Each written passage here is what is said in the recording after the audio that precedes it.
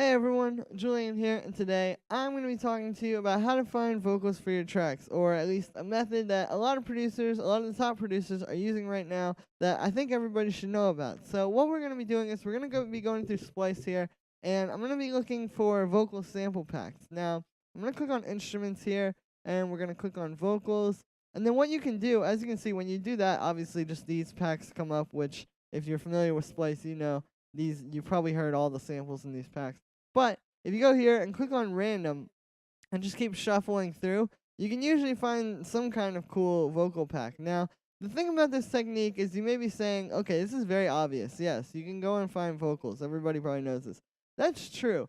But there's kind of like a bit of a technique behind it as well. And what I mean by this is essentially you have to be able to pick the best vocals. Like, if you just want to grab any acapella and put it over your track, you can do that. But if you really go through and find like a great vocal, then it's gonna make all the difference. So I'm just going through random here, and as you can see, this is kind of an experimental technique. Like they're not really gonna find stuff super easily. You have to sort of do it a lot. But let's try this hypnotic female vocals pack and see what's in there.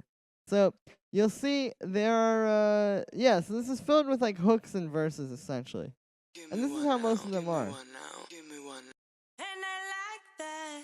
Oh, I love that. Oh, and some funky pills, baby.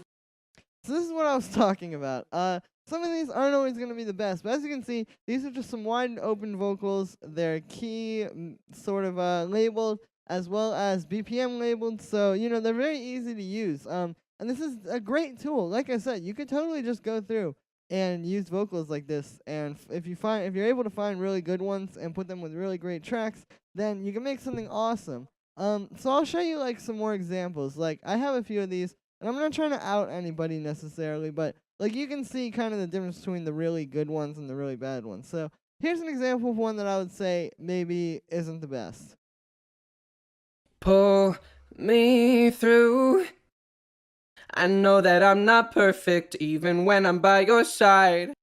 So you can hear it's just kind of weird. There's no like melody that you really catch on to or anything like that. This is the kind of stuff I would avoid. Whereas like maybe something like this. Ooh, I'm not myself tonight. Been a minute since I heard this song. When your heart has given.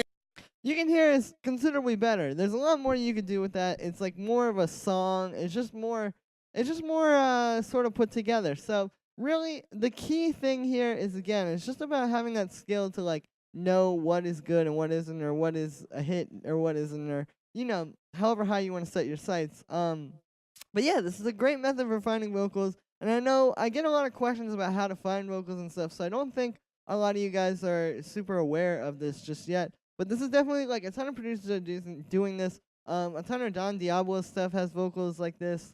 A lot of stuff on Hexagon.